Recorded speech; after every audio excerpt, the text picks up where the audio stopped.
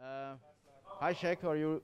Good morning, Mark. Do you read me? Do you read me? Do Yeah, you? good, thank you. Okay, thank you. I, So we're first gonna present well, the we second read you, case. yes. Yeah, the second patient. Next slide, please. You see the slides? Next slide. Yep.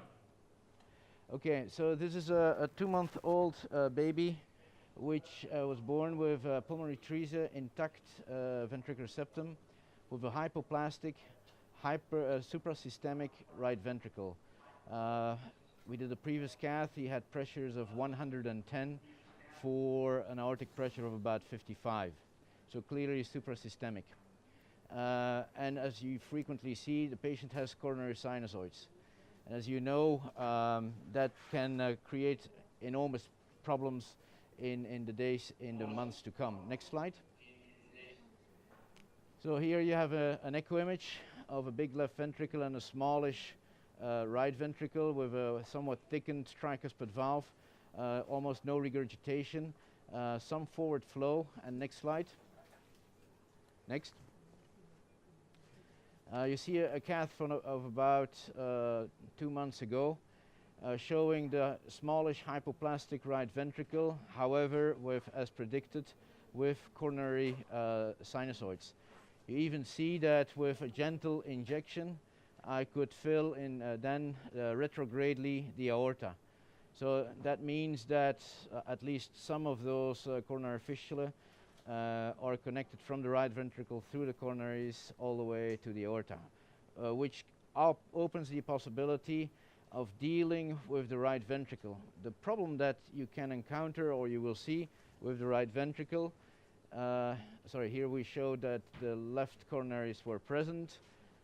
As you know that the mortality at medium-term follow-up, the mortality at medium-term follow-up of these patients is not good, and is definitely worse than a tricuspid atresia, for instance, than patients, sorry, I'm changing gloves in the meantime because I cracked one.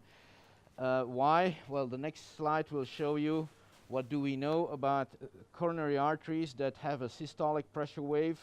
Well, there is an enhanced, accelerated endothelial hyperplasia, making these coronary arteries in a few months, sometimes even already at birth, with obliteration.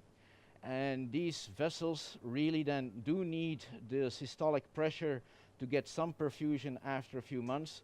And if you don't do it, if you haven't done anything by then, these coronaries will close. And so that then will result in cardiac ischemia, and probably is the main explication why there is a significant drop-off of these patients in the first couple of years after follow-up. So if you can get rid of that right ventricle in a safe way, it is worth considering it and doing it, because by the time you will see that there is coronary ischemia, it's too late. Next slide, but I think so. What is the plan of today?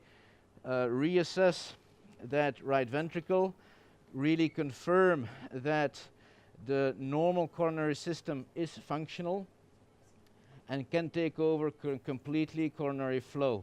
If that is the case, it is my intention of excluding the right ventricle from the whole circuit, actually destroying it by taking away, destroying it so that the pressure wave stops in the coronary arteries. As you know, there's a few ways that you can do it. You can ask your surgeon to, or you can destroy the tricuspid valve and create tricuspid regurgitation. That's one possibility. That opens, however, the possibility of a steal phenomenon from the normal coronaries down to the right ventricle. Another option is to obliterate the right ventricle one way or the other. I've done a few patients like that. I've used coils, I've used devices, and the main issue is try to take away the stroke volume, or the capacity of the right ventricle to push blood into the coronaries, thereby protecting them from enhanced, accelerated endothelial hyperplasia and ischemic heart disease in the short run. Just to give you an idea, another option would be wait for ischemia and then go for a transplant. That was, for instance, the attitude that I heard about 20 years ago. Bob Freedom told me that his experience with such patients was so bad that he almost immediately went to transplant because ischemia is a major problem issue in these patients. Any comments so far? Yeah, so very interesting case, Mark, very educational already. So one quick question before we let you carry on is, are you confident that this is right ventricular dependent coronary circulation, or do you not think it is that? As far as I could just from, I mean, the first part of this cath, we are obviously first going to convince ourselves that the patient doesn't need the coronary arteries for his left ventricle. If I would lose a little bit of the right ventricle, which is useless in any way, I don't mind. I don't mind then to lose it here and the next couple of hours with the child in intensive care to take care of arrhythmia, than that it would happen in 4, 5, 6 months at home and that he would die in his bed and everybody would say, whoa, probably they shunted occlude or something. Can you give the live screen on the A? Get you to move on. Yeah. So I'm going just to enter the right ventricle, see. If you could ask them to show the monitor, that's it. Yeah. Thank you. The FAS, monitor FAS. Where are we now? And put the profile good.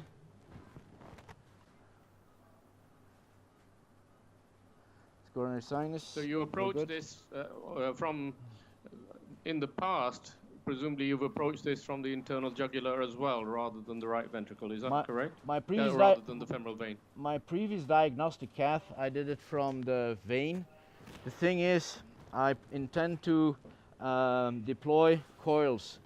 And when deploying coils, automatically I will push myself back and the coil then may end up in the right atrium.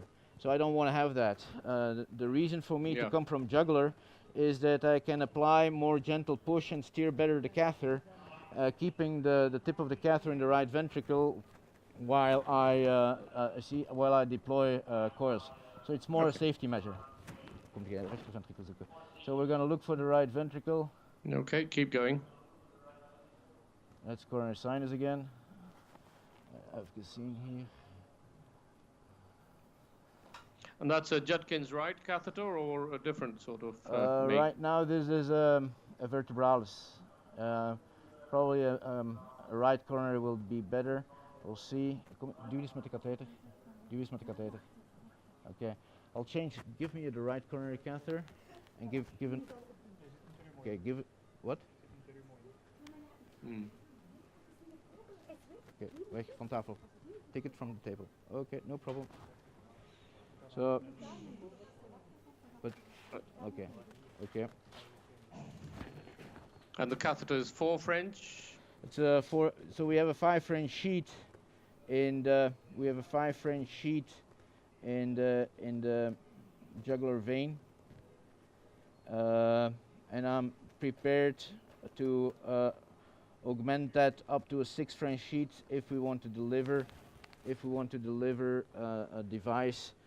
The cavity itself on echo measures 13 by 16 millimeters. So we'll see, but we'll see how it goes. And what is the weight of the baby? 5.3 kilos. 5.3 kilos. Okay. The thing is, I already have seen babies like this. I have some trouble.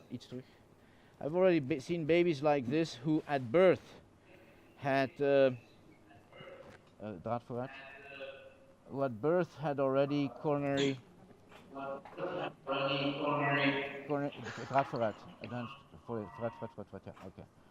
Already had coronary obliterations.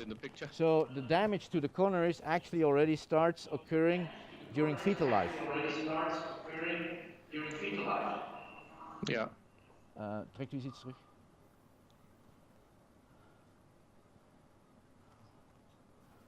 It was much easier to enter the ventricle from, it may still be the coronary sinus. It's a perfect passage for the coronary sinus. May will be the case. See? Okay, so no good.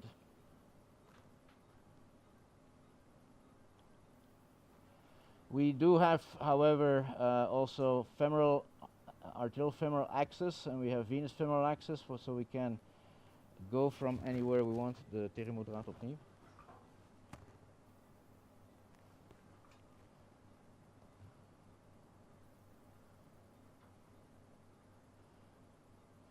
See, and especially when you then want to probeer eens vooruit te zoeken. Try to, no, that's backwards. Look, give both, vooruit, geest vooruit, draad vooruit. Yeah, like this. Blijf daar. Nee. Dat ziet er al beter uit. Ja, oké, ga eruit. I think that might be it.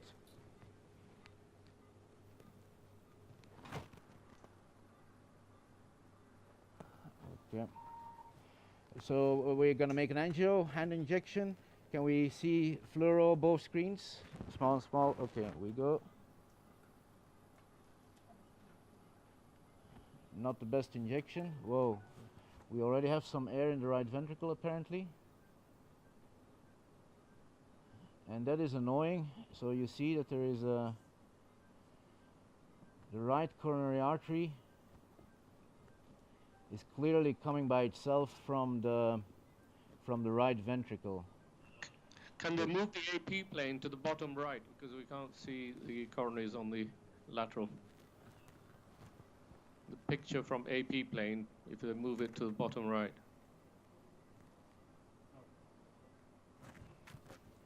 I must say that my angios from the groin a month ago were nicer.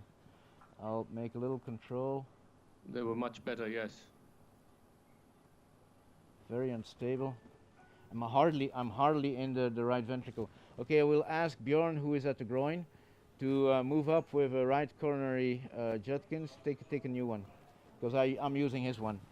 Just to. So, yes. Mark. Yes. If we can go to San Donato and you sort out position, and then we'll come back to you, because San Donato are ready as well. That's perfect. Would perfect. that be okay? Yep, perfect. Thank you. Okay. Gives you time to sort out the position. Okay, can we go to San Donato now? And we're connecting to Leuven now. Danny, go ahead. Okay. Right, Mark? Yes, we are here. Mark, we're back live with you. We see fluoroscopy at the moment. Perfect. So coming from the groin, it was much more easy and much more stable to find the right ventricle. And here you see a right ventriculogram with a hand injection slow. So that means we're not cheating, not increasing the pressure of the right ventricle itself by our injection. And what you see is that from the right ventricle, down below you see the right posterior descendants, so part of the right coronary. And you see so a back filling through the LAD going to the main stem. And in one frame we could see, I mean, we saw that last time, there was backward filling of the aorta. So that means from this image... And the right ventricular pressure? It was over 100. For an aortic pressure at that time, 55. Okay?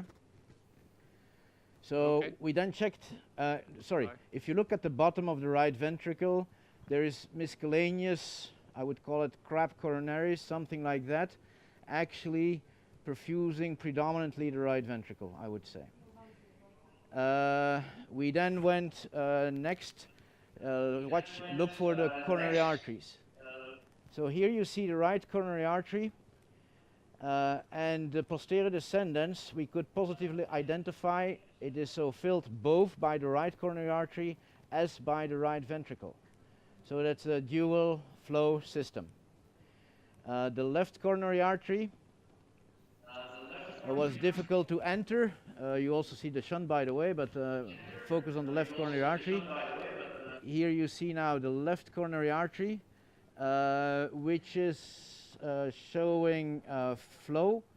You have LAD circumflex, and indeed you have some flow going towards the right ventricle. The LAD is over there.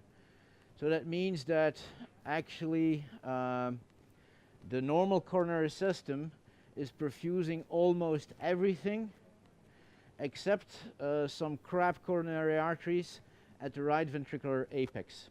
Can you show again the right ventriculogram? Show the right ventricle. I don't know. Go back.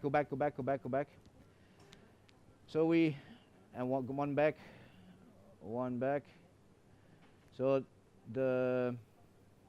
we're filling the main coronary arteries you see over here, but so where it says X1 distance on your screen, those crap whatever are not on the main coronary system. It's either that are fistulae in the right ventricle or some coronary whatever, but it doesn't seem to me to be important for the left ventricle. Okay, so now we took then the decision at that point that it is probably affordable to destroy the right ventricle. Now, two options. You can go with multiple coils. For that you need a very stable position, because coil after coil and you will have to start pushing. I took the option to go for a vascular occluder, and based on these measurements we went for a vascular occluder 14 type 3 14 millimeter. Proceed. So we did put in a 0.18 wire, welke wire was it? The Roadrunner. I tried to put a bend on it on the distal end, but it's such a nice thing, so I couldn't give it a definite bend. That made it a little bit easy then to enter here a 6 French Cook sheet. I took it back. Next, I took it back to Mark, yes? Whilst you're doing that, looking at that anatomy, I would have gone for getting a 3 French infusion catheter in and putting coils in. Other option.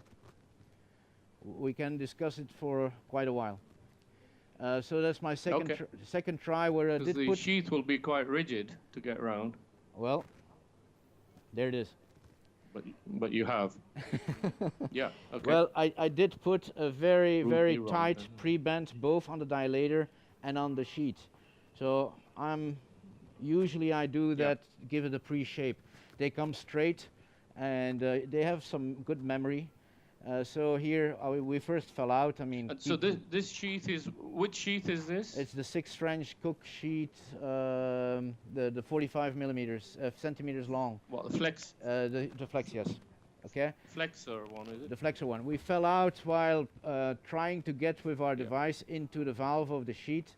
That was no good. So we repositioned the sheet, as you can see over here. We reconfirmed that we are in position, and from there on we did put in the 14 millimeter device. Björn was pushing. How did you select 14? From the cavity or the valve? From the cavity, yeah.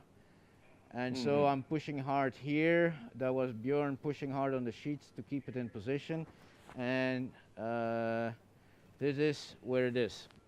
Okay. We did that about 15 minutes ago. Can we now go live to the echo? So obviously we have been watching the ECG on the different leads to see whether there are any ECG changes. And so over here you see that at least the distal device, the distal disc and the middle disc are nicely in the ventricle, probably caught by the tricuspid valve. And then I think that the proximal disc is actually across the tricuspid valve, sitting in the right atrium. But that's, I would call it a good position. We have been watching the ECG, we have been watching the left ventricular function. So the contractility in all segments remains good, and that's I'm now at this point I still can reverse everything, I think. So that's one advantage of above coils. If I don't like this, I can re-advance my sheet and recover the device and then act as nothing happened. Can we go live on the A screen? So we have been like that now about 17 minutes. And can you give both screens? The ECG still has not changed. And to be honest, I'm about ready to release the device. I did a little pullback. Mark, previously when you've done this obliteration, have you used coils or devices? Coils. But the first one I did. Which coils? Which coils have you used? There were Cook coils, but that ventricle was connected to the tricuspid valve was also inaccessible, and that right ventricle, the very first one I did, was it's actually published 10, 12 years ago. Look up Gewillig and then coil RV and you find it. So but there we had to go through the coronary arteries. Yeah. So from the left, the circumflex, and then enter the right ventricle all the way through the coronaries. So a device in those days, 10, 12 years ago, the devices were not that small and blind. In that patient, I did put, I think, 32 coils. So do you think you're ready to release now? Yes. Unless somebody has a major remark. Anybody with a major remark? So we go live screen. No, it doesn't look like it. I'm just gonna tag it a little bit just to see if it's really stable. It looks like even the proximal disc must be at the other side of the tricuspid valve. I mean, this ain't gonna go anywhere. Yeah. So I release it. Now this patient, obviously, we will discharge him to the intensive care unit. We will leave him on, there we go. We will leave him on nice. Anti-aggregation. If he wants to infarctisize something in his heart, I prefer him to do it in the next couple of days while we watch him. Hemodynamically, the left ventricle should take it. But ischemia from the right ventricle can provoke arrhythmia, and that's the main reason to keep him in the intensive care. If everything goes well, the enzymes stay low, ECG doesn't change, I think this is a good investment in the long term for this patient. Again, don't forget, if you leave those coronaries at high pressure, something that you sometimes forget, if the surgeon does an operation on that patient and it gives cardioplegia, don't forget the cardioplegia goes to the main coronary system, but not through the fistulae. So you will have warm ischemia on your on everything that is on the right ventricle. So by definition, and the cardiac arrest in these patients with cardioplegia is a no-no, because it's almost impossible to cool the part that is being fed by the fistulae. And that is why some of these patients immediately after operation do very bad, because everybody thinks, okay, there was good cardioplegia, but actually you had hot, warm ischemia on everything that was the coroner doing. Another thing I've seen that... Can we have a... Sure. Mark, stop talking. Can we have a quick look at the echo?